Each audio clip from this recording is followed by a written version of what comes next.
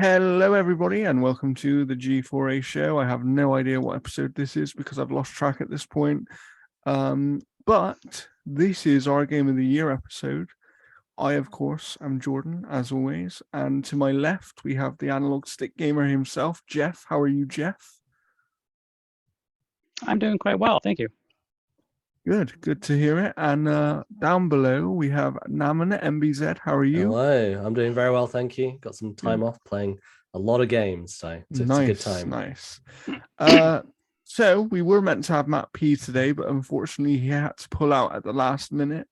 And that reminds me that I haven't added his points to my calculations, so things could change when I check his list in a moment. Right. But of course, if you don't know, the way we work this is we each give a top 5, with our 5th place game getting 1 point, 4th place 2 points, and so on.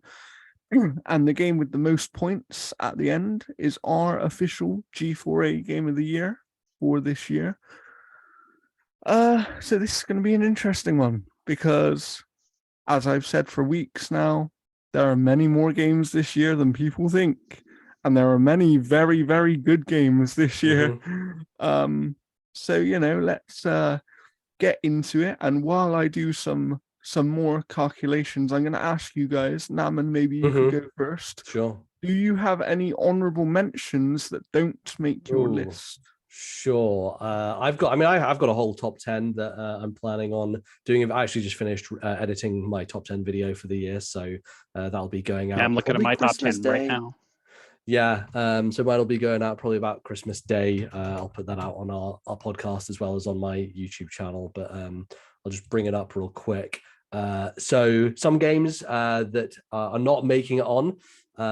God of War Ragnarok is one that is not making it on. It's in there, it's in the top 10, but didn't quite crack into the top 5. Like that game a lot. I think it, surprised and delighted in a lot of ways. It kind of makes up for the lack of impact of the first game with variety, which I think was really cool, and lots of cool locations and characters and all that sort of stuff. I enjoyed it a great deal.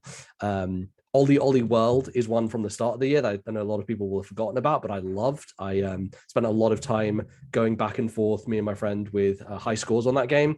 And one level where we just went back and forth so much that both of us ended up in the top 30 in the world for that one level, which was a lot of fun. That game is awesome. And it's like the purest kind of flow state that you can have in terms of video games and movement and stuff. So very good. I also loved Triangle Strategy, great strategy game from the start of this year. That was maybe a little wordy, but I think overall has very interesting combat and mechanics and map design and all that sort of stuff. Lots of replayability as well. It's very good for going through because there are 3 different paths you can take and lots of different options and branching stuff. So that game is excellent. And both the Pokemon games, Pokemon Arceus and Legends Arceus and Scarlet and Violet, which I really enjoyed for lots of different reasons. Obviously, they have their issues, both of them, but I think those are pretty high up my list as well. So those are a few that are not on my top 5, but on the edges.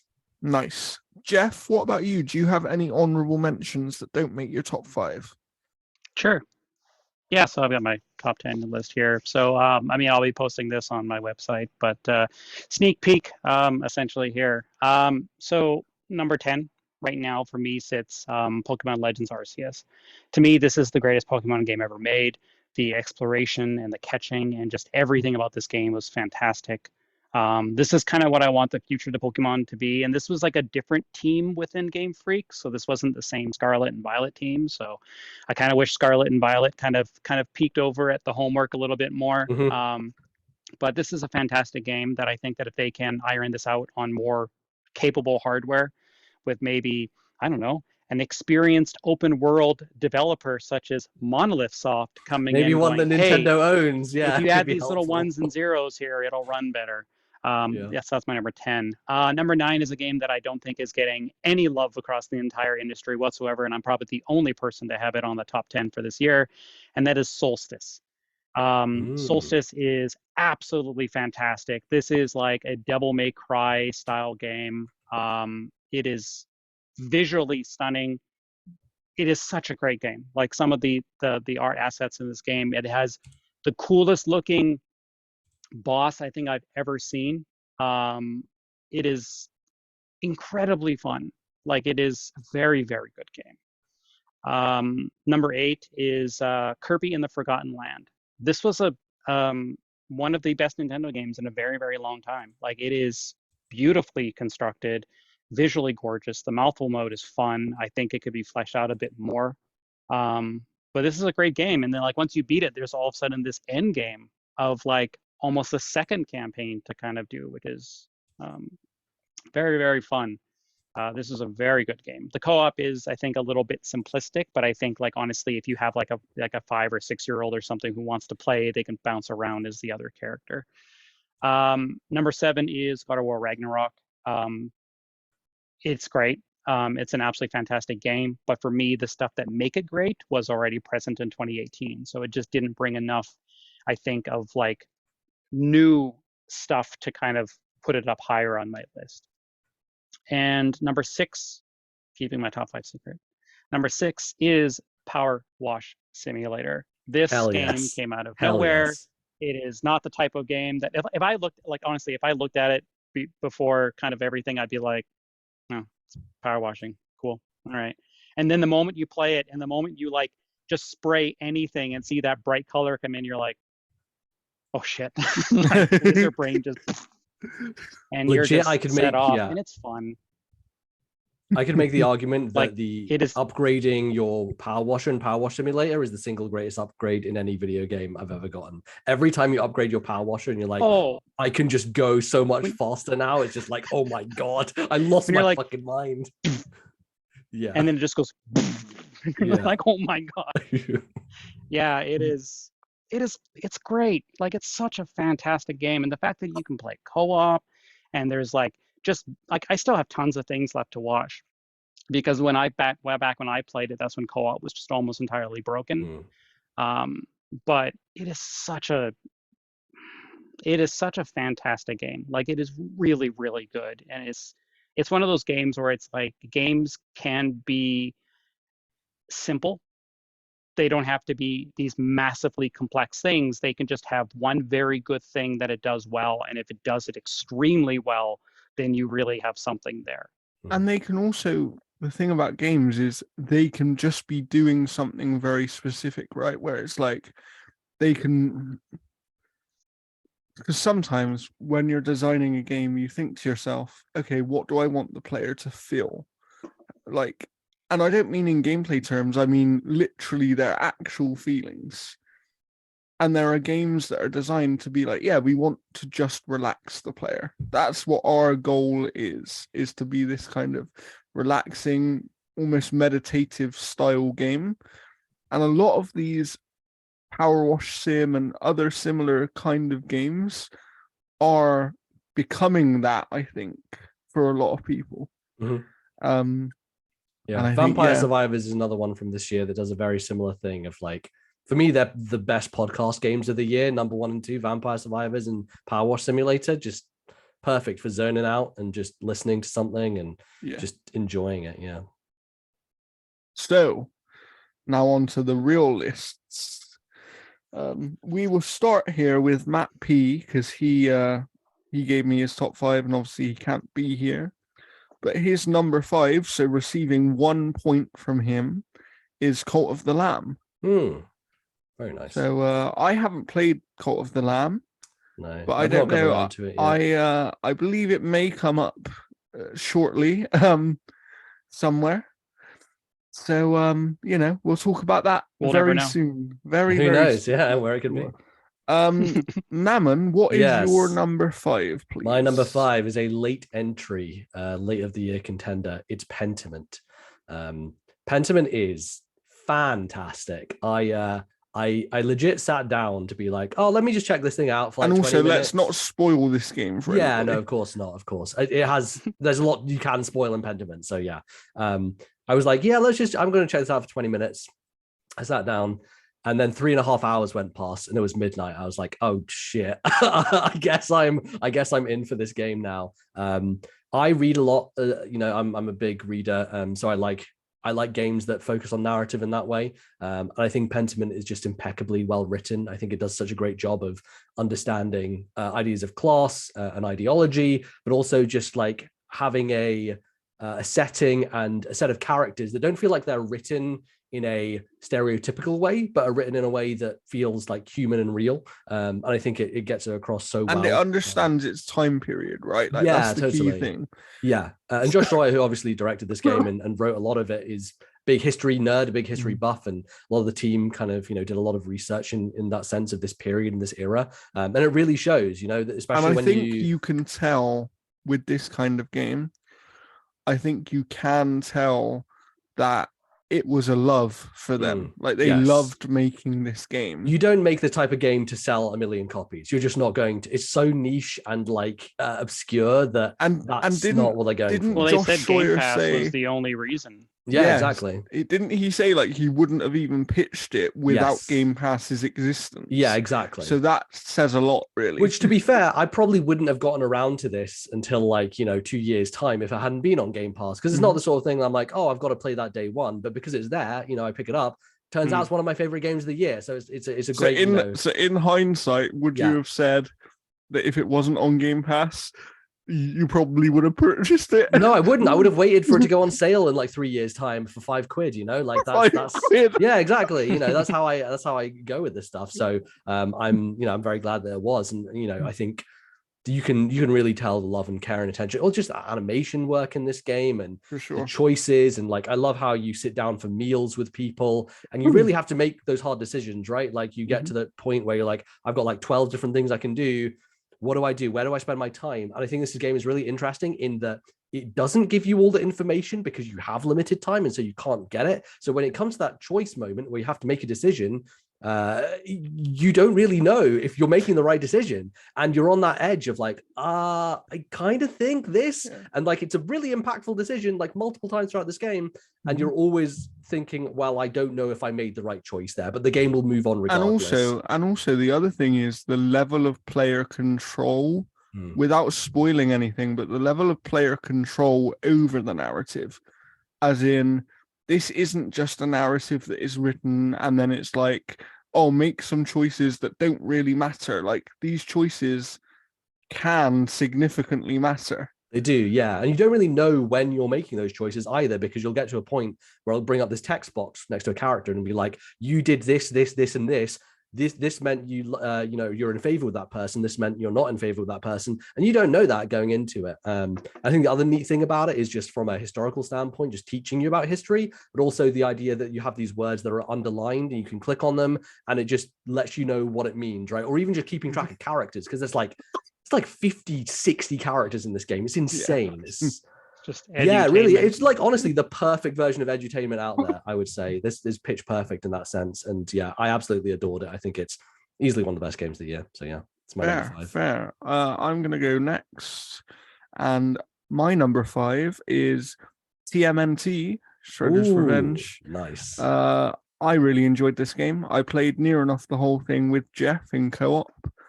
One of the best co-op experiences I've had in years, like just period.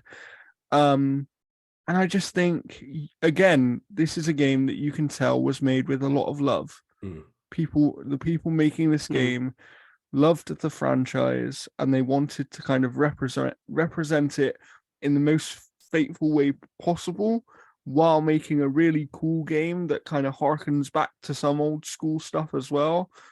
It was just like, it felt like I was a kid again, but in the best way, best way that a video game can make you feel that way. I also think that the feeling of this game is so much better than classic beat 'em ups, like just the movement and the dodging and the jumping and everything. It just feels like that's what I was just going to say. It's not like it's taken me to being a kid because it feels dated, and some of these games that are going for that almost old school style can purposely feel dated because they want it to feel that way. They want it to, that's kind of their nostalgia mechanic, is let's make it feel how it used to feel. And they didn't do that with this one. It was kind of like, how can we make this style of game but also improve upon it from a fluidity standpoint? So yeah, I really, really liked it. And at one point it was much higher on my list. It was only when I sort of started kind of really figuring out where I wanted to put things. Like all of the games on my list at one point or another could have been number one. Mm. And that's how close this list is for me. So yeah, I could say the same. I think, they're all very, very good. So it's it's been a very good year. So Jeff, what do you have at number 5? Yeah, I'll kind of add my 2 cents there. TMNT Shredder's Revenge is my number 5 as well. Oh, nice. After playing the TMNT collection, it really cements how much Shredder's Revenge felt like those older games, but didn't bring the baggage of a lot of the technical limitations of it. Because Right. I played the original arcade game in the arcade when it was like fairly new. So like I'm a TMNT fan since like its inception. So I follow the Turtles across every single iteration of their cartoon, except for the recent one, which I just have no interest in. But Shredder's Revenge just felt really, really well done. Like, they got like, I think they got like the original voices to kind of come back, because it is that, that Turtles era of what they've done here. The gameplay is just top notch. The online is just really good. Like, I played with a bunch of random people, I played with a bunch of friends, I played by myself, and that game was immensely playable across all 3 situations. It's gorgeous, it plays nice, the music is fantastic. I think in terms of a brawler, Jitsu Squad, I think, has the best music of this year in terms of like comparison and stuff. But which is another great game. Go play that. It is fantastic. But Shredder's Revenge for me is just, it is the culmination of like every single Turtles arcade beat 'em up all in one by a team that understands why it was so fun in the first place, and they just nail it. Absolutely. Yeah. This didn't make my list, but it's probably somewhere in like the 15-ish range. I'm not a huge fan of brawlers, side-scrolling beat 'em ups, which is why that genre just struggles with me. But I've really loved recent ones like Streets of Rage 4. I thought was fantastic, and I love the little touches in this game, like the way enemies are just like standing there, like playing a Game Boy or just like hanging out on a park bench. Like the animation and the detail in the animation is just top notch. It's really fantastic. Oh, you like the first boss in Jitsu Squad? Then he's leaned over playing a Game Oh, okay. Boy. Hell yeah. And leans over. He's like, "Oh god, there's ninjas here." Nice. Very good. So next we have Matt P's number 4, which is a game I haven't played yet because things have just been going on. And this is High on Life. Has anybody else played this? No, I've just heard a lot of people talk about it. But, interesting. Yeah. So Jeff, give us a little bit of insight on High on Life. Sure. Yeah, like if you like Rick and Morty, now like I'll be honest, I've maybe watched an episode of Rick and Morty. It's really tough for me to kind of get into stuff unless I feel the need to it. But this is essentially if you took Journey to the Savage Planet and infused it with what is it, Jason Roland, I think is his name, the guy, Justin the Rick Roiland, and Morty guy, right? essentially. Justin Roiland, yeah. If you take his humor and put that into what Journey to the Savage Planet was already doing, because they were kind of doing that. Like this game feels like an evolution of that game. And you have your guns, which essentially do the talking for you. Like you have your main gun, essentially, that is the one that is consistently chatting with all the NPCs. However, every gun that you have has dialogue towards that scene as well. So you kind of get a different playthrough if you kind of main a certain weapon. Each weapon has different abilities, whether it's like slowing down time or shooting things in the wall to grapple up towards. The humor is going to either make you absolutely cringe or you're going to absolutely love it. The gameplay is super tight. It plays very nice. It is very good looking. I still think Journey to the Savage Planet looks better in some respects. But it's a solid shooter. It's on Game Pass. It's literally Game Pass's most successful third-party game of all time. Crazy. It is doing remarkably well. Critics are being critical of it, whereas the fan reaction of it is like, "Hey, it's fun. I love this." So there is like a little bit of disconnect on how.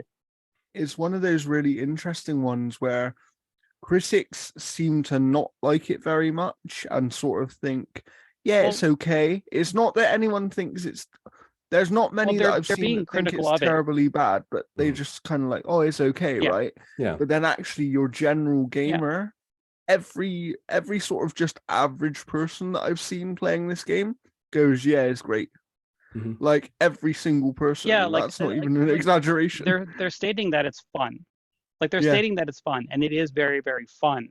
But when you kind of have to go on games with a critical eye, you have to kind of look at the stuff Of that's course. beyond that fun. Yeah. And that stuff is the stuff that's tanking the reviews a little bit. Whereas the gamer essentially like, hey, I played this for 15 hours. I absolutely loved it. As long as it's But then if fun, you they ask don't. them about certain Mhm. things, they'll be like, oh yeah, this was kind of bland, blah, blah, blah, blah, Mhm. but it was fun. So like Yeah. it is still, it For a is lot of definitely people- worth your time. For a lot of people, fun supersedes everything, right? When it comes to video games. Yeah. If you play the first hour and it hasn't driven you away, you're going to like the rest of the game because the first hour goes hard on that roiling humor. Oh boy. Like Okay. the first 5 minutes is honestly so fun Mhm. because it is like stimulation overload of that humor. Like there isn't 1 second where there's no dialogue for that first like 5 minutes. So, Naman, what is your Yes. number 4, please? Well, you can tell like narrative games. I think it's been a good year for narrative games. My number 4 is Citizen Sleeper. This game it's such a fantastic kind of distillation and like melding of ideas between this sci-fi narrative world where you're in the body of an android who's actually you're basically you sold your consciousness to be put in this body, and it brings up questions of like identity and kind of like sci-fi concepts very, very well, but also pairs it with kind of dice and board game mechanics in a way where every day you'll wake up and you have these kind of set of dice that you then have to use on things like getting food for yourself or trying to find medicine or, you know, making money through working and stuff like that. And all these dice are random. So sometimes you'll wake up and you'll be like, well, I got a bunch of 1s and 2s. I don't know if I can do much today. And I think it really works well with the narrative of the game where you are having that struggle. You're trying to kind of make ends meet and get through the day and get through your existence here. And slowly and surely you kind of like meet these people, you form relationships and bonds, and the writing is just absolutely stellar. It's just fantastic characters and great art, and has this really kind of ethereal vibe to it. The music is very soothing but also kind of hypnotic in a way, and I absolutely fell in love with it. I think it does storytelling through game mechanics so well through that dice system, and it has that Persona / Stardew Valley kind of one more day thing, which I didn't really expect to happen in a game like this, where, you know, you'll finish a day and you'll be like, oh, you know, there are these bunch of timers going on. Some of them will tick by on their own. Some of them you have to engage with them to tick them by. But you're like, oh, well, if tomorrow, if I get a 6, I can go and do that and I can tick that off my list. And then I can go to this person and talk to this person. And so you get into that loop of like with Stardew every day being like, oh, I got all my money, but this, you know, instead you get all your dice and refreshed and you want to keep going. So it pulled me in so deeply. I was playing it like 3-4 hours a night until I finished it. It's a remarkable experience that I really, really loved. Nice. Sounds great, actually. I might check that one out for sure. It's on Game Pass as well. There you go. Keep winning. Game Pass. So now for my number 4. And this one might surprise you, but I'll explain it. Elden Ring is my number 4. And the reason for this is because I only played about 15 hours of Elden Ring. And I loved just the starting area. No. I loved every single bit of what I played of it. I love the world design. I think it's one of the best, if not the best, open world design ever in a video game. Like the thing is crafted within an inch of its life, you know. It's and it is amazing. Like, it is an amazing, amazing game. but it can't be higher on my list because I only played 15 hours. And there's something that made me only play 15 hours. Do you know what I mean? Whether that be... You get like distracted by another game, or was it that you just didn't kind of feel drawn into it? Because with me with Elden Ring, I'm very bad with scary games. And so I always find it hard to pick up something like a Souls game. So every time I would pick it up, I'd be locked in for like 3 or 4 hours. But it was the problem of starting it in the first place was the hard thing for me. So for me, I think there were other games at the time that I was playing which didn't help, but also it's kind of like it's not an easy game, you know, it's not an easy game. And once you sort of hit a brick wall or you know, like I was doing a bit of co-op with Jeff and that stuff was great, but how the co-op works is, I'll just say it, plain stupid for this It's really day bad. It's really bad. Yeah. It shouldn't work that way. Me and my friend figured out kind of how to make it work a little better too. So like, yeah. So I really like the game, and I do think, you know, if I had played more of it, this would have been a top 3 game for sure. Because on a design level, it's phenomenal. On a design level, it's one of the best video games I've ever played. But there's something about it that just couldn't quite keep my attention enough for me to play more of it, and therefore it slips down the list slightly for me.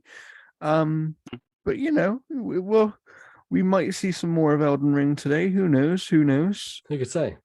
So yeah, We'll never know. Jeff, There's no way to know. Can we get your number 4, please? Sure. Cult of the Lamb. There we go. This game is so fun. Like right from its very first trailer, right to release, this game was just something special. Like Devolver doesn't miss. Like they just don't. Like whoever is their curator for finding new games, like again, give them a raise again. Cult of the Lamb's fun.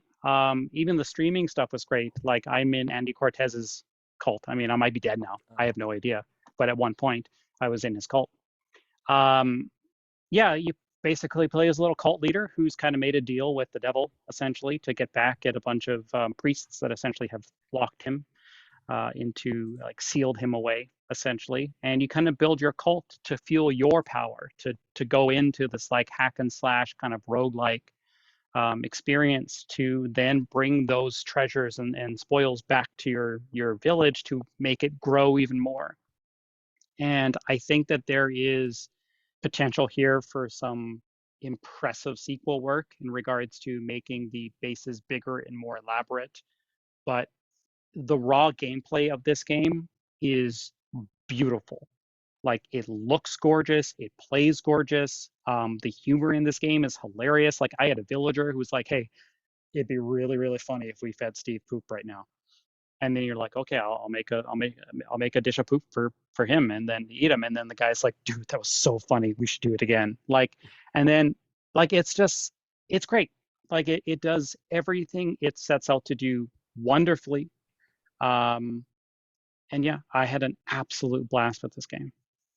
It's funny because I've not played this yet, but I've not really heard many people talk about the combat kind of roguelike element of it, because it seems like everyone talks about the management side of it more so. So I don't know how, like, is it like engaging? You basically get like, yeah, you get a weapon at the start and you get like a magical ability, and then you can upgrade those things by going with like a broadsword or an axe or daggers or whatever. Like you'll find weapons as you kind of go around, and the attacking stuff is like very similar to like a Binding of Isaac type of thing, where you're going left or right or up or down on the map and stuff. And then you collect different things and all that sorts of stuff to go through a boss. And it's basically like a Binding of Isaac in its combat. So if you like that, you will absolutely love this. Okay, cool. But very, very good game. Nice. So we're on to our number 3s, and Matt P at number 3 has Tunic. Ooh. So you know, this was a nice little game. Didn't quite make my top 5, but I think that's because it just reminded me of some other games that I had recently played around the time, and it was kind of like, okay, it looks a bit different and it is really cool. Yeah, I only played like an hour. it just. So I guess we can go into my number 3 because it is also Tunic. So I can talk about Tunic.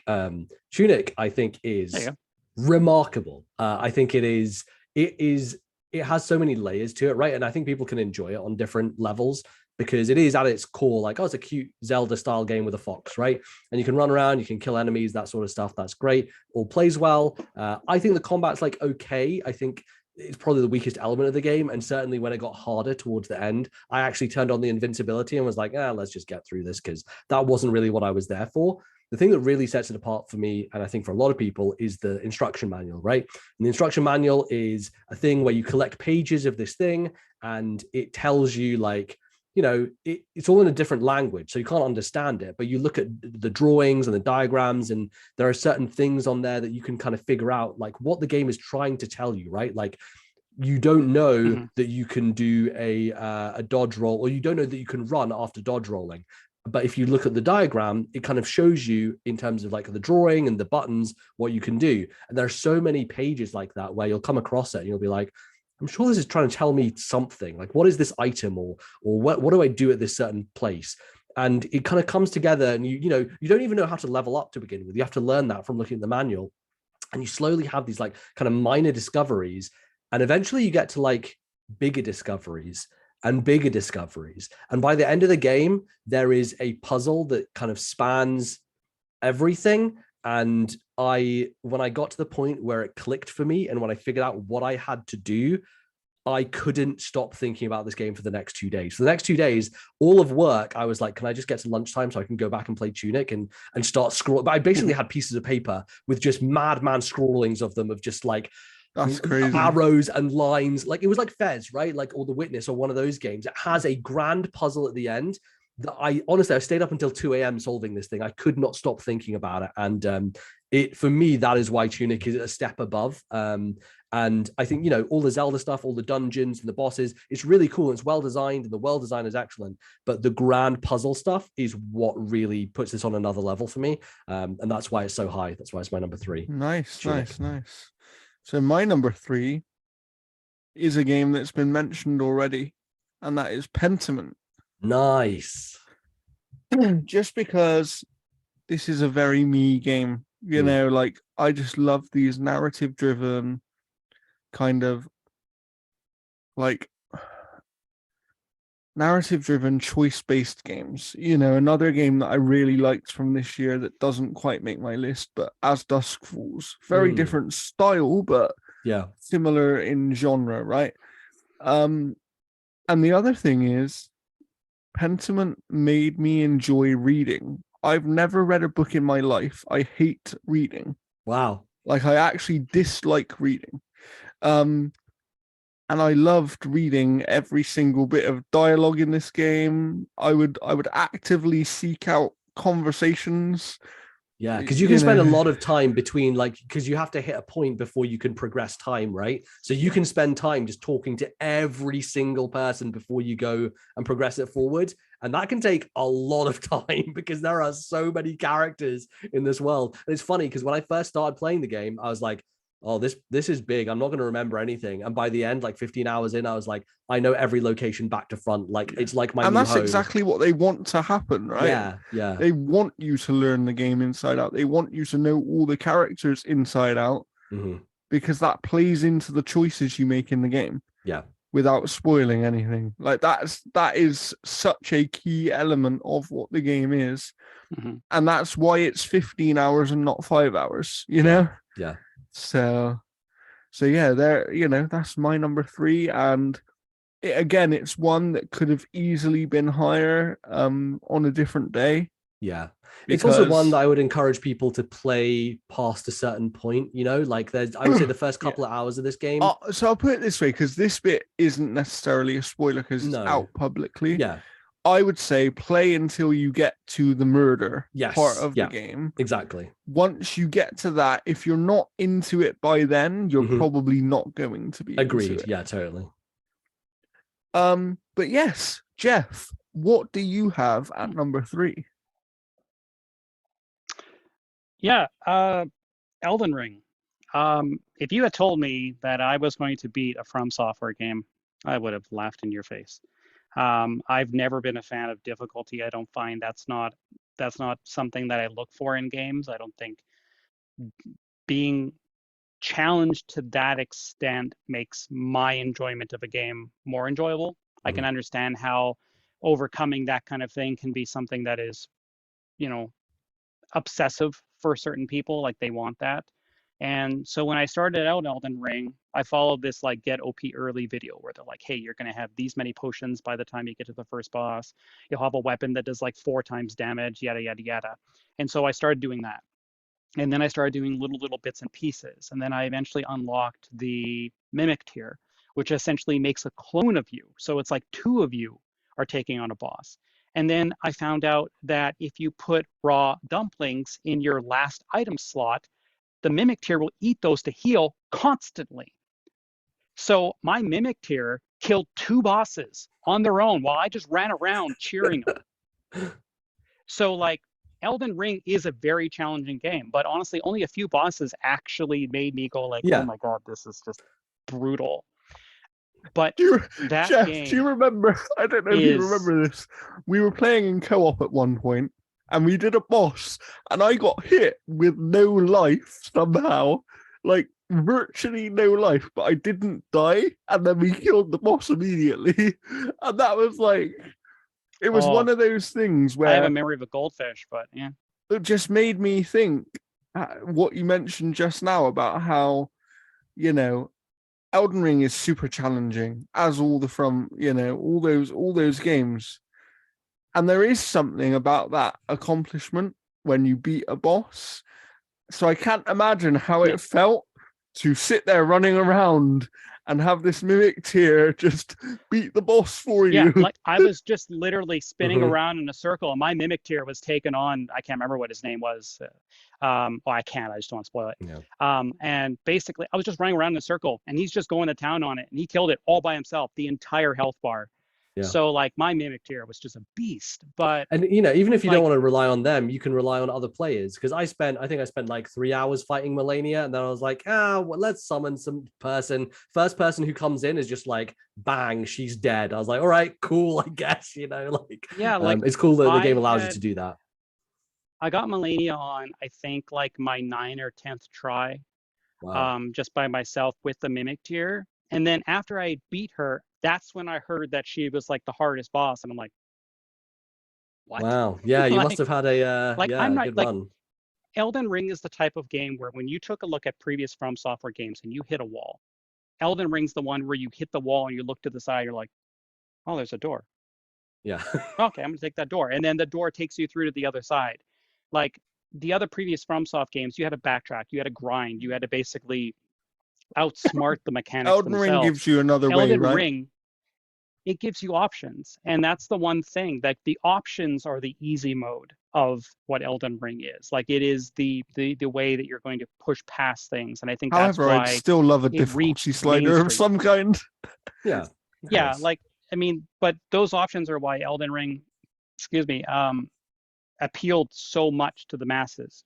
Yeah. Like it gave you choice on kind of how you went about certain things. And like I defeated I can't remember how many bosses there were. I think it was like 261 bosses or something, and I think I was like 185 or something, like because I was going through an entire list going, okay, I'm going to go through these, and I came at some of them after I had beaten the game, because like I have a weapon right now that I can slash and like 30 things die in front of me. Yeah. Like it's just a beam. Like Jeff, do you want to do co-op again and just kill everything for me, please? Oh, I would love to play co-op again. Like that game is so good. Like the exploration, like that is a world that's begging to be explored. Like you look at the map and you're like, well, that kind of looks like a cave. And so you just trek over there and you're like, oh, it is a cave. Oh my God. And then you go down there or whatever. Or like that moment when you go into like that one building and you descend down, and then all of a sudden you see like the sky again, and you're like, what the fuck is this place? And it's just like a whole second map. It's incredible. Like the game is unbelievably good. And yeah, like this is when we find out that they've hidden another game inside of it. Like there's I would not be surprised. Would not be shocked. Yeah, you like know? that game is just full of exploration. And again, like I'm not good at FromSoft games, so like I manipulated my way kind of through that game in a lot of ways. Because like there's only one boss that I like legitimately cheesed, where you hop on a gravestone and then hop through the window, and then he just stands there and you're like hack, hack, hack, and he's just standing there, and then I killed him. Like that's the only boss that I cheesed. The other ones, I worked my way around beating Mhm. them. Yeah, absolute masterpiece. This game is fantastic. And to me, the only fault that this game has is its multiplayer. Like that multiplayer anywhere mod that's for the PC version. If that was the multiplayer that was in the base version, this would Yeah. be a 10, no problem. And it would be undeniably, I think it would be undeniably would be my game of the year. But the multiplayer as it is right now holds the game back from being what it should be. Mhm. Yeah, it's like they took their obscurity and everything else and were like, we should just put this into the functionality of the game as well, you know, Yeah. which they do with the U. To be fair, Yeah. the UI in Elden Ring is not very good, you know, like it just isn't. It's just like it's a bit of a mess, and like, yeah, it doesn't work that well. But I don't think for me that stuff doesn't matter that much. So yeah, Nice. Yeah. So Yeah, I just loved it. let's move on, shall we? Let's Number move two. on numero dos. to number 2, and Matt P at number 2 has God of War Ragnarok. And I'm going to jump in here because my number 2 is also God of War There you Ragnarok. go. And this game, I actually agree with what Jeff mentioned earlier, that, you know, how much does it really do new on like a gameplay level, on a presentation level, that kind of stuff. I absolutely agree. It doesn't massively jump from God of War 2018. It's the EA Sports of adventure games. The reason that this The game evolution is so in the other details. the reason this game is so high on the list for me is about the story. It's about the continuation of the story of those characters and their relationship and how those characters develop over the course of the game, you know. And I won't say who or whatever, but I will say, and there is a spoiler here, somebody dies in this game, and I actually really felt something. Like really felt something. And it's rare that a game really makes you feel something. Like sometimes you're like, oh, that sucks or whatever, but you don't get an actual emotion. Whereas this was like, oh no, that really does. I don't know suck. if it's this. I don't know if it's the same one we're talking about. I think so, but it was a death where I was kind of like, really? Okay, this could be interesting. And I'm like, that sucks, because I was actually just starting to get it kind of attached in certain ways. And I was like, yeah, this is, yeah, okay, all right, I want to see where this goes. And then you see where that goes. Yeah. So I think for me, it's the effect that has on another particular character that is absolutely the hard part of that, right? Yeah, absolutely. And then it's just, you know, the performances of these characters. Christopher Judge deserves his long ass speech at the Game Awards because his performance was amazing. And some of those scenes towards the end of the game, what he brings out of the character, like Kratos is now a different character. Do you know what I mean? Because of these two games, he is a very different character. And even from 2018 to the end of Ragnarok, he changes significantly. Like, there's a significant change there. And yeah, like the guy has real emotion now, apparently. And that was wonderful to see. So I loved this game, and I think it knew what it did. You know, the team knew what they did well in 2018, and they stuck with that. And then they were like, all we have to do is nail the story and the characters, and people will probably really, really like this game. Yeah. And that's what they did, right? They gave us some new environments to play around in. Yeah, some new abilities and, you know, weapons and stuff like that. It's I think that was the fresh thing for me. That really made it stand out, because otherwise I think that's the hard thing, is like you can't have the same impact of the Leviathan axe again, you know, like that first time of doing that. But they found a way around that. They certainly did, but you know, and I think all that stuff is really good, and I just think the pacing and everything was lots of different places you go to. It's really well done. Yeah, and there's different dialogue depending on who you have. Right. Yeah, exactly. And that's why I'm surprised in a way that this game didn't make either of your lists, which you said earlier, you know, because this is like, I get it, because I understand the criticism, as I said, of it not really jumping in certain aspects. But man, like, it's weird because it's one of those where it's like, yeah, it doesn't, but does every game have to always move things forward, or can it just not necessarily. The biggest issue, I think the biggest issue with, like, say, like with my other games, like that are ahead of it, like Elden Ring, Cult of Lamb, TMT Power, War Simulator, is I had the drive to keep playing those games constantly. God of War, I never once had the drive. I felt like this is a great game that I feel like it's a chore to get through some stuff, but not in a negative way. It just feels like I'm doing a lot of stuff that I don't want to do in certain respects. Like, I hated the boat and the dog sled, like the controlling of it. Like, especially when you accidentally like hit the map button, and then it's like, okay, we're gonna whip around, and I'm like, no, stop it, just stop it. And the boat, I absolutely hated.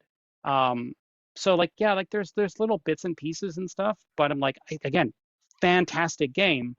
It's just I played so much of this already in 2018. I love the story, I love the characters, and it just crossed my mind that I know who you're talking about with the death now. I was talking about something different. Oh, okay. But yeah, like, oh my God, like it is a very, very good game. Like, I can't take anything away from it on that aspect of it. If somebody's game of the year, I'll be like, yes, I totally agree with it. I totally agree with why you've chosen it. It's just, to me, it's just, again, it doesn't do enough new gameplay wise. I absolutely love the new weapon. Yeah, I get that. I get that for sure. Sure. I do think that for me, the reason it's not higher up is I feel like there's diminishing returns when it comes to the Sony style of narrative game, and I think I'm kind of reaching my breaking point, if I'm honest. Like, I think it's like it's a bit like it's a bit like the MCU, right? Like, some people have jumped off the MCU at this point. That characters telling you, and the same with Aloy and Horizon, like, shut the fuck up, please. Like, oh my God. I think we can get up there. I think we can get up there. Yeah. I just, it's bad. What if we pull that lever you haven't seen yet? Yeah. We've also seen games go past that, even right? High on Life is like that as well. Yeah, exactly. And it all comes down to like High user on Life is like that as well, because your guns. It's user testing, right? And it's there's such a broad casual audience for these games now that they want to make them as frictionless as possible. And I totally understand that, right? Because someone like a 40-year-old, I do think, however, things like the tips, we'll call them, should be in every game at this point. They should be completely optional. Should be, yes. And that's a kind of failing on the part of the just character assist. Yeah, exactly. That's all you need. Completely off or completely on. Because like, I know people that in between middle ground, if you want it. Yeah, for sure. Yeah.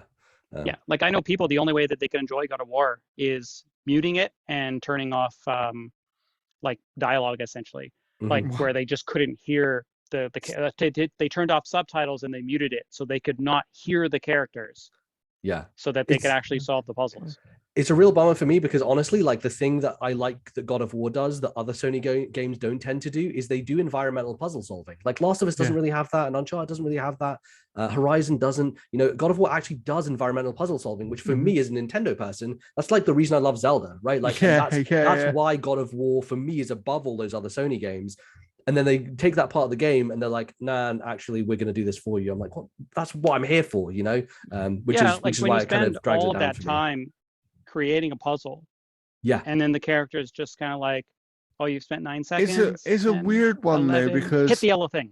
As NBZ said, like, there must have been something in player testing that told them they had to have it that way. Yeah, of course. They don't just do it randomly. Do you know what I mean? They don't just say, "Oh no, we're gonna have it this aggressive with the hints." Like, people were clearly getting stuck for significant amounts of time for them to do that. Yeah, but I also think the fact that Elden Ring has sold, what, 17, 18 million copies at this point should tell the games industry that they don't need to worry about that. People are fine. If a game's great, it doesn't matter, right? If a game's great, well, it doesn't matter. like it all comes down to respecting your audience and essentially treating them like an adult, like they can actually do something. Yeah, totally. For sure. So, Naman, what is your number 2, please? My number 2 is Elden Ring. Again, my first Souls game, never played one before, mainly because I'm just too scared. Like, I don't think I'll ever play Bloodborne because it scares me too much. I don't like horror games, and like the Souls games are adjacent enough to horror stuff. I'm just like, Bloodborne is the easiest that I've played in regards to them. Yeah, but difficulty is not the thing for me. The thing is like tense, dark spaces, like environments that are scary and not nice to be in. Then you don't want to get to the halfway mark of Bloodborne. No, I don't. That's why I don't want to play it. But like Elden Ring for me is such a creepier and creepier. Right. Yeah. No, I don't want to do that. Whereas Elden Ring is such an open, like brought you in a big field. Like there's it's more fantasy tinged, which is my kind of genre. Have you not been intrigued to try Sekiro? I have. That's the one that I would play because it's the one that's the least scary, I would say, from like a traditional horror standpoint. Whereas Dark Souls and Bloodborne are more kind of like horror-y, and I can't really do that. Yeah. Which is why Elden Ring worked for me, I think, is like it's just on the edge. Like there's definitely tense and scary areas in Elden Ring, but I felt also because I had the ability to go and level up and like get more powerful, that gave me a bit more confidence, right? Whereas in some of those other games, you might not have that ability to do so. But donate lots of money if you want us to force NBZ to play some horror games. No, never. I will not do it for any amount. I really do not like that stuff. Sekiro, I hit a wall. Okay. Big time. Yeah, I've heard Sekiro is kind of like the opposite of Elden Ring in terms of it doesn't really give you many options, and like you're kind of forced to just use what you have with Sekiro, which I'm interested. Like I cheese there's kind of like a big sumo kind of Japanese bathhouse type of thing, and a boss is there, and you get a secondary character that kind of helps. And I ended up kind of cheesing that boss, and then right after is like Madame Butterfly, and I hit a wall. I know a lot of people who are kind of diehard Souls people who didn't, like Patrick Lepic, for example, didn't finish Sekiro because he said it was too hard, and I've definitely heard that from people. But yeah, I mean, Elden Ring is well, it's a defensive take on the FromSoft, whereas the other ones have been an offensive one, I think is. Do you know what? As a quick aside, a game that I'm looking forward to isn't a FromSoft game, but I played a bit of it and it just was pretty cool. Is Wolong, it's coming Fallen to Dynasty, Pass.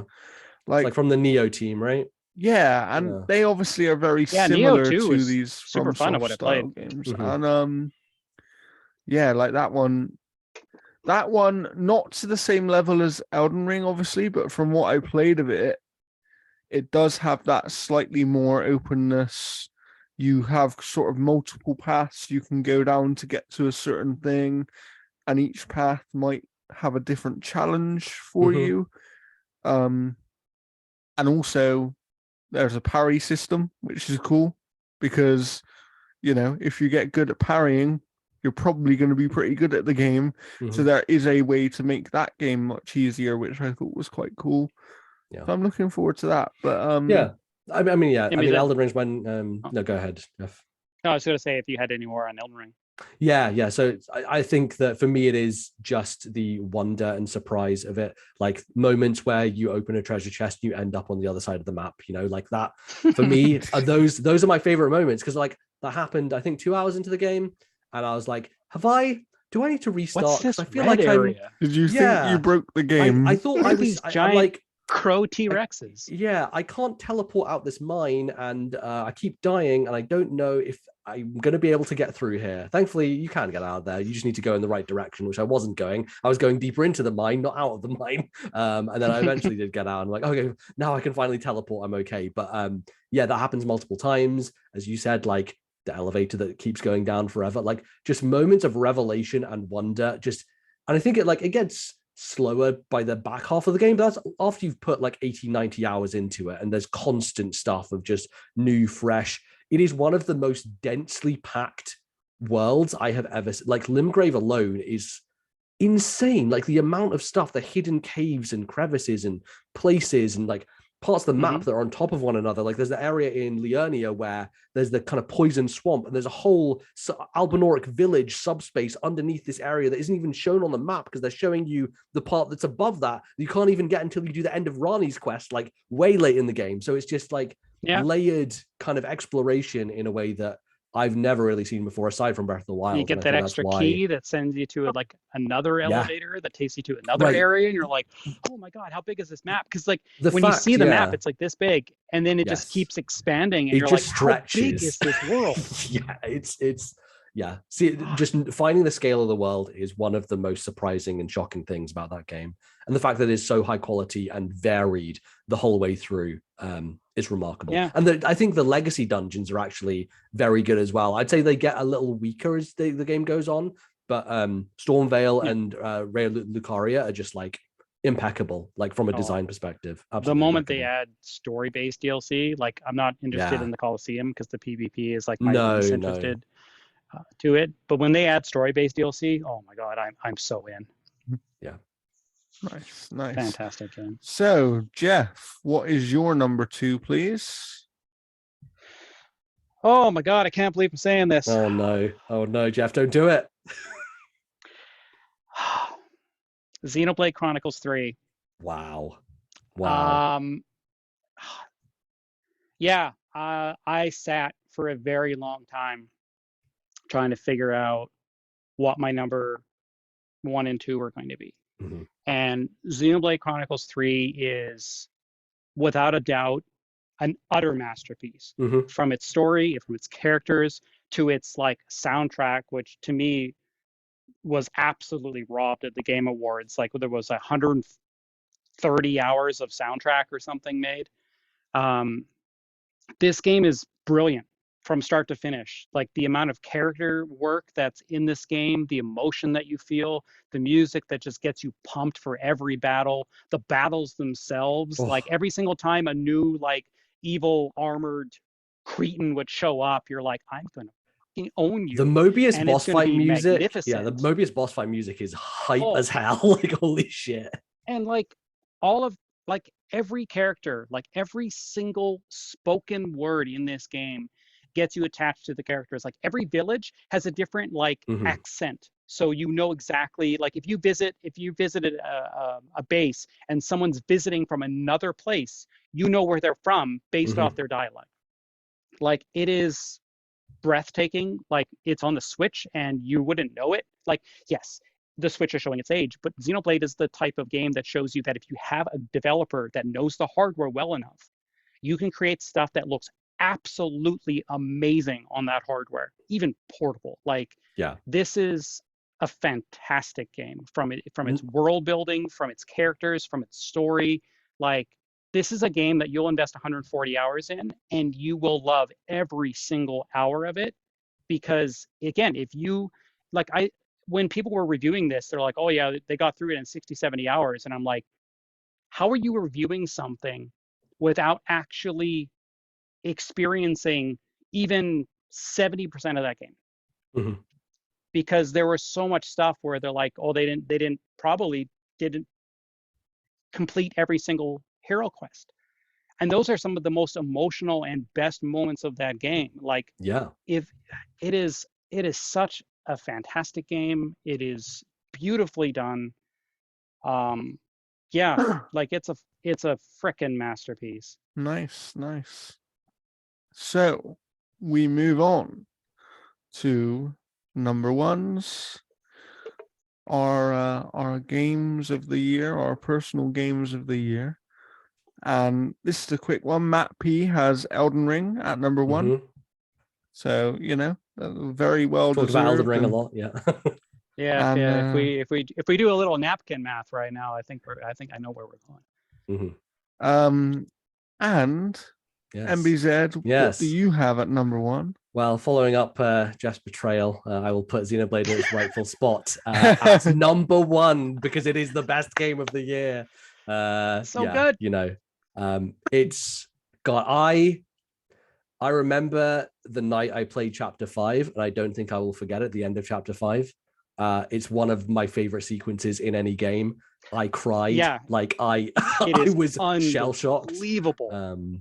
Yeah, it really, like the way in which, and I think the entire Xenoblade series has done this. Frankly, I think I got more emotional at Xenoblade 2 things that I didn't really care about just because the music is that fucking good. You know, like I didn't really care much about Xenoblade 2's characters or anything, but I got choked up at moments in that game because the music is just phenomenal. And when you have a game that like actually has amazing characters and emotional moments, and then you put Yasunori Mitsuda's soundtrack on top of it, it's like, Jesus Christ, like there's no competition. It is absolutely marvelous. The scale of the world, honestly, as much as people have been talking about Elden Ring this year, no developer does scale like Monolith Soft. Like the way in which you see those environments, and you're like, I had a thing where I was trying to map out every part of the world, you know, and it's just a I weird cleared out the obsessive whole thing. water area. That's what I was going to say. I got there and I was like, might have to give up because this is a lot. I don't know that I can do this. So And the boat doesn't control that well, so you're like, no, go left. It does not. So yeah, that entire area, I was like, okay, maybe I'm gonna stop on this for now, because I think it auto populates once you find all the fast travel points, basically. And I didn't know that in the original Xenoblade, so I did in the original game map out the whole of Aerith Sea and literally swam around the original Aerith Sea. So I was like, I don't want to do that anymore. So, but it's a world that you just want to explore. Monolith are just masters of creating interesting, cool places, and this one especially, because I'm a fan of both the previous games, and this world is made up of spaces from both those games kind of merged together. Even the names are made up of those places, just spliced together basically. And there was a moment where I found a portion of the map that I remembered so fondly from the first game, and I just lost my fucking mind. I was like, holy shit, like this is one of my favorite spots in the original game, and they replicate it here. It looks exactly the same, like the way you climb it, the way you get to the top. I don't know. It's been a while since I played the first, so it's the distant fingertip is the name of the place. So if you go back and have a look, I'm sure you'll realize where that's from. But yeah, that was one of those places where I was like, oh my god, this is incredible. So on a kind of nostalgic, like personal fan of the series level, I think it delivers, especially in the post game, where if you know the previous games, like there's some great fan service there that is fantastic. But just it earns the 3. I'll say that with being vague. It earns the fact that it's 3. Absolutely. So like it does a fantastic job there. Like that picture. Oh my god. Oh my god. Yeah. Some fun stuff. Some fun stuff at the end of that game. But on a just pure gameplay level, just the core idea, as you were saying, of going to the different colonies and doing those side quests, and the combat is so much fun that you just want to keep engaging with it. And it's just the best side stuff has ever been in this series. It's some of the best side stuff in RPGs that I've done, frankly, you know, like those hero quests and the ascension quests are almost mandatory. Like they're fully voiced and everything. And doing all the colony, like you get to learn the names of individual NPCs in the colonies who never have like voice acted dialogue, and they just talk, but you get to know those places and those people, and it's awesome. I love the way they interact with each other, right? Like there's a whole vegetable quest where you like go to another colony and they come over and they help with like farming and you know, doing all this stuff, and just this idea of like, what do you do in maybe a world? The soil's bad, and totally, but it's this idea of like pay that guy to make it rain. Oh god, that was you know, I played that guy twice and it failed to rain twice, so I lost like a bunch of money. I was like, this fucking Nopon, what is he doing, that asshole? But the idea of like all they know in this world is war, and what happens when that goes away, right? What is the direction? What do you do, you know? And I think it does it so remarkably. So yeah, without a shadow of a doubt, it's my game of the year. Nice. Jeff, I'm gonna let you go next. What is your number one? Well, I know what your number one is. Do you? All right, my number one. Oh, my number one came out of frickin' nowhere. Chained Echoes. My God, what a game. It's been a while since I've been this obsessed over something. Like I immediately reached out to like friends. I'm like, you have to play this. Oh my God, you have to play this. You take Xenoblade Chronicles 3. It's 140 hours to pretty much do everything. And the emotional impact of what those quests are, the characters are, and how the story is, and like just all of that. If you take everything that game does in 140 hours, Chained Echoes does it in 30. And it is absolutely brilliant. Like, this is made by essentially like 2 or 3 people. It's made by one guy. One guy did the soundtrack, and then he had commissioned backgrounds and some key art. But other than that, it was Matthias Linda, I think is his name, who made this game. Like, this is a guy that grew up on RPG Maker and Chrono Trigger and all this stuff. And he used to make these little games, and he's like, I'm going to make my own. So he launched a Kickstarter, eventually got a publisher, made this game, and it's fantastic. Like, you basically play as this character named Glenn, who essentially, like, he joins this mercenary group after essentially his life's in shambles and stuff, and he's rescued by them essentially. So him and his friend Killian go to this like mission with the Iron Bull, like his mercenary group, and they're forced to basically shatter this crystal, which would basically depower the military army, and they would win. It causes a massive explosion, killing thousands, except for them. And he spends the next year obsessed over figuring out what it is. And that leads him to meeting a whole bunch of other characters that are all caught up in this, essentially, this reboot of the war, because that explosion made everyone paranoid that they forced a peace treaty. But the people that are fueling this peace treaty have only ever known war. They've been raised by war. The people who raised them were fueled by war. So it just, eventually you start seeing the flames of war being reignited, and these characters are caught in this conspiracy of like, okay, what happened? What was that explosion really behind? And you kind of dive into that stuff. And the way that you meet all these characters is brilliant. It has one of the most best like Avengers Assembles moments I've seen in games. Like, there's no voice work, but the characters, like, you fall in love with these characters because the writing is so good. The humor is so good. The moments and situations that these characters are in are fantastic. And the combat system for me it's turn-based, but it feels so amazing to use, because with most turn-based games, you can usually find 1 or 2 moves and just spam them all the time, and that's all you do. But with these battles, if you spam your moves, it'll actually make you weaker, because you have an overdrive meter. You have your passive, where everything is like regular damage, regular intake and outtake damage.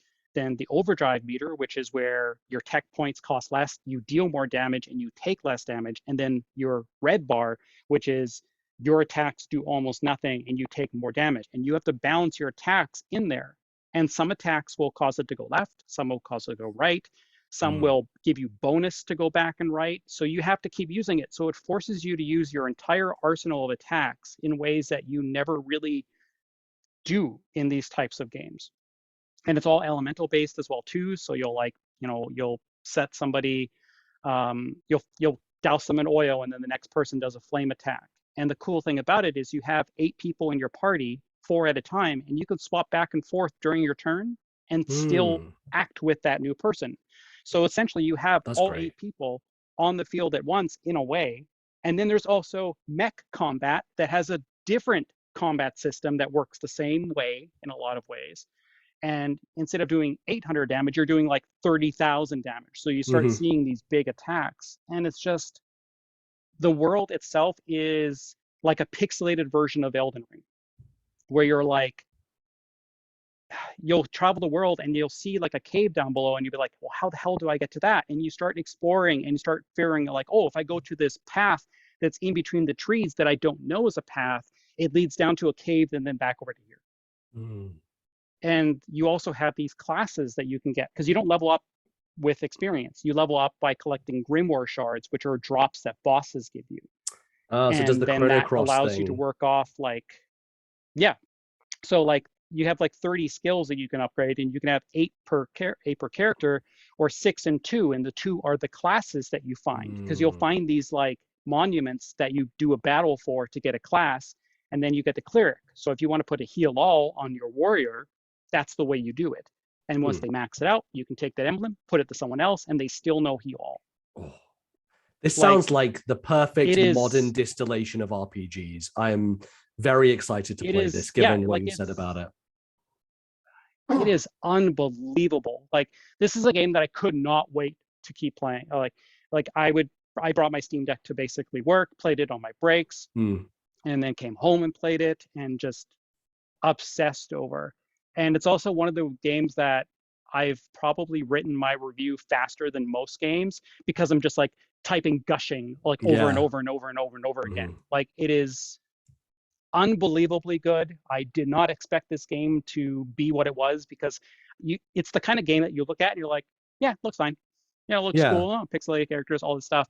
And then you just fall in love with everything that this game does. Because like I Mhm. said, I get the same kind of sensation out of this as I did with Xenoblade, but in 30 hours. So Wow. to me, if I can recommend 2 games, I'm going to recommend Chained Echoes because it's manageable. Yeah, more And people that will was be one able of to the play it. reasons why I picked it as my game of the year, is Mm. because my game of the year should be something that I can wholeheartedly recommend playing. Mm. Chained Echoes gets my highest recommendation because it is 30 hours. Mm. But this game is so freaking good. It's on Game Pass. It's on literally everything. It's super cheap. Like, this guy took 7 years to build it. Wow. And like, it is unbelievable. And like, the composer, like, I swear to God, he's on Twitter just waiting for someone to talk about Chained Echoes, because I'll be like, Chained Echoes is absolutely amazing. And then I'll hit send, and then, oh, Yeah, the composer probably left has a thing. like 5 Yeah, probably times has in a Chained row. Echoes set up Like- on his tweet deck when anything comes in. Yeah. Yeah. Pretty much, because holy hell, like, this is, like, it is so absolutely good. I'll And like, definitely the check last this thing I'll one say out. about this game, the last thing I'll say about this game, you do not know where the story is going. Like, you can sit at a game like Xenoblade and you can kind of put the pieces together and like, I know how this is going to end. Okay. Nuh-uh. All right. Like, there were so many moments where I was like, what? Oh no, wait, hold on. Oh no, what? Oh my God. Like, just, you're That just sounds sitting here great. in a fury of emotions. And Oh my yeah, goodness. it's so good. Like, and the humor is really good. Like, there's one part where your party is like kind of not disbanded, but they kind of find themselves in different ways after escaping. Mhm. And you're playing as Sienna, who's this like crimson-haired thief, and she's dressed in red and all this that kind of stuff. And then she comes up across these 2 guards, and the 2 guards are like, man, if we could only find those guys, we could probably get a reward.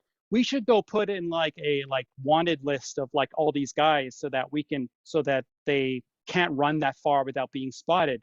They're like, yeah, but I don't remember what any of them really looked like at all. So that might be kind of pointless. And Sienna's like, oh God, whew, except for that red-haired girl with the birthmark under her eye and the red dress and this and blah, blah, blah, like 5'7", I think she was 130 pounds, like 100%. She's like, oh, fucking God.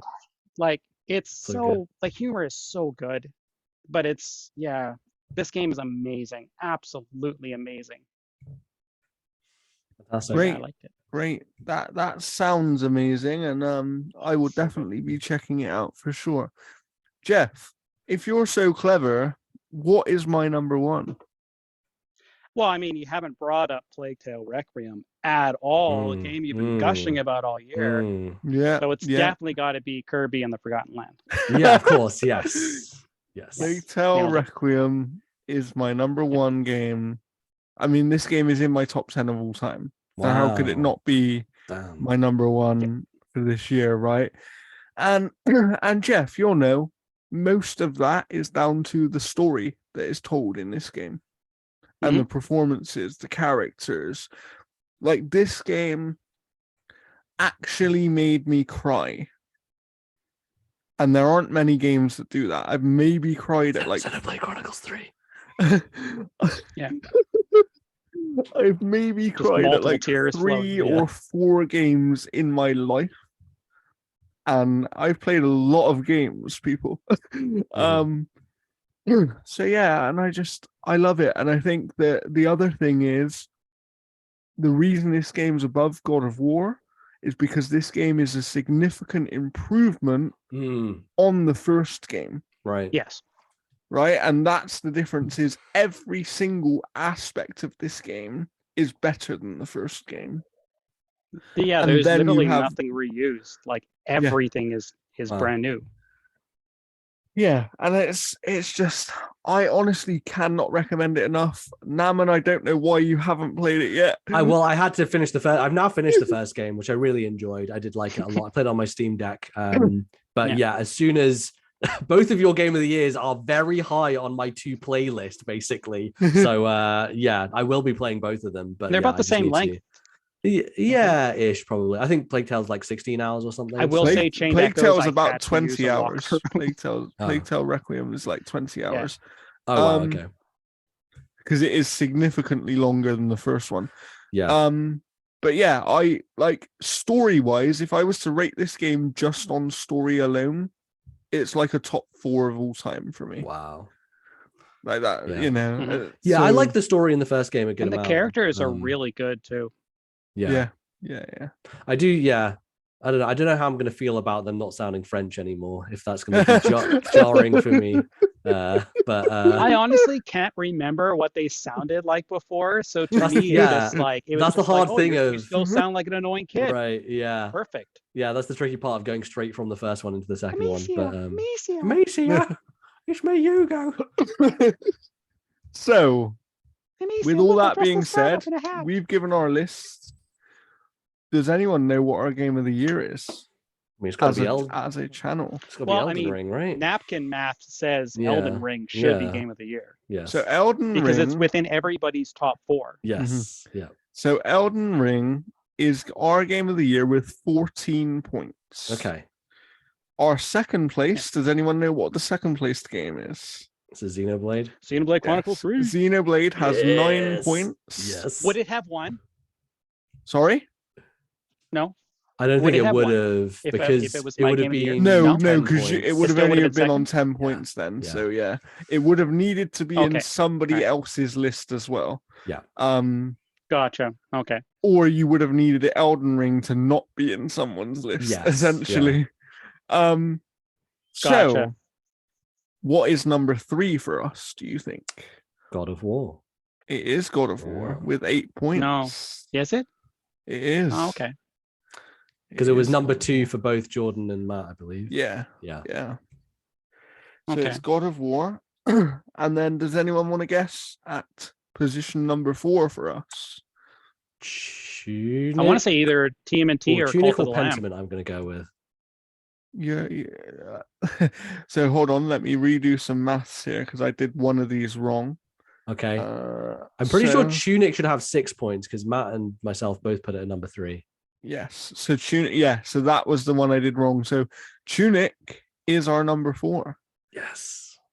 And here's a little one for Naman to decide. Okay. Having not played either of these games. Oh, good. Okay. Yeah.